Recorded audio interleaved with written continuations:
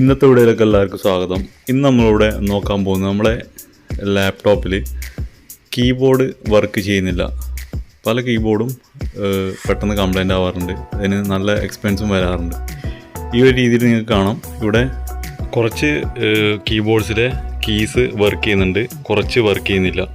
അപ്പോൾ നമ്മൾ ഉള്ള ഒരു സൊല്യൂഷൻ എന്ന് വെച്ച് കഴിഞ്ഞാൽ നമുക്ക് ബ്ലൂടൂത്ത് കീബോർഡ് സെപ്പറേറ്റ് ആയിട്ട് വാങ്ങിക്കേണ്ടി വരും. അപ്പോൾ അതല്ലാന്നുണ്ടെങ്കിൽ നമുക്ക് ഓൺ സ്ക്രീൻ ആയിട്ട് കീബോർഡ് നമ്മുടെ എല്ലാ ലാപ്ടോപ്പിലും അവൈലബിൾ ആണ്. അപ്പോൾ അതെങ്ങനെ ആക്ടിവേറ്റ് ചെയ്യാം, അതെങ്ങനെ യൂസ്ഫുള്ളായിട്ട് യൂസ് ചെയ്യാം എന്ന കാര്യങ്ങളാണ്. നമ്മളിവിടെ നോർമൽ സെർച്ച് ബാറിൽ നമ്മൾ ജസ്റ്റ് ടൈപ്പ് ചെയ്ത് കൊടുക്കുക on screen. On screen type ചെയ്യുമ്പോൾ തന്നെ ഇവിടെ ഓപ്ഷൻസ് വരുന്നതാണ് ഓൺ സ്ക്രീൻ കീബോർഡ്. അപ്പോൾ അതിൽ ക്ലിക്ക് ചെയ്യുക. ക്ലിക്ക് ചെയ്ത ഉടനെ തന്നെ നമുക്ക് ഡിസ്പ്ലേയിൽ ഫുൾ കീബോർഡ്, നമ്മളെ നോർമലായിട്ടുള്ള കീബോർഡിലെ എല്ലാ ലെറ്റേഴ്സും എല്ലാ ഓപ്ഷൻസും ഇതിൽ വരുന്നതാണ്. നമുക്കതിൽ മൗസ് പാഡ് കറക്റ്റായിട്ട് വർക്കാവണം എന്നുള്ള ഒരു കാര്യം മാത്രമാണുള്ളത്.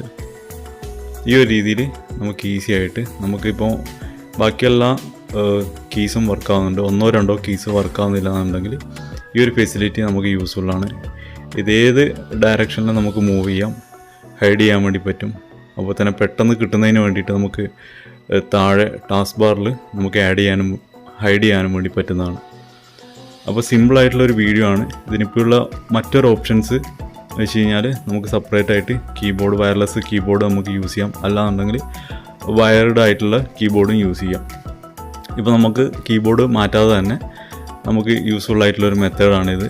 അതുപോലെ തന്നെ നമ്മൾ കീബോർഡ് കംപ്ലൈൻ്റ് ആയ സിസ്റ്റത്തിൽ നമ്മൾ പാസ്വേഡ് സെറ്റ് ചെയ്യുമ്പോൾ സിമ്പിളായിട്ടുള്ള പെട്ടെന്ന് നമ്പേഴ്സൊക്കെ വർക്ക് ചെയ്യുന്ന കീ വെച്ചിട്ട് നമ്മൾ സെറ്റ് ചെയ്യുന്നതായിരിക്കും ഏറ്റവും ബെസ്റ്റ്.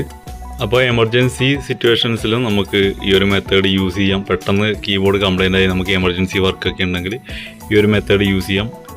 പുതിയ വ്യൂവേഴ്സ് ആണെങ്കിൽ എൻ്റെ ചാനൽ സബ്സ്ക്രൈബ് ചെയ്യുക. അതുപോലെ തന്നെ നിങ്ങളുടെ വാല്യുബിൾ ആയിട്ടുള്ള സജഷൻസ്, കമൻറ്റ്സ് എല്ലാ കാര്യങ്ങളും താഴെ കമൻറ്റ് ബോക്സിൽ അറിയിക്കുക. അപ്പോൾ അടുത്ത വീഡിയോയിൽ കാണാം. Thank you so much. By.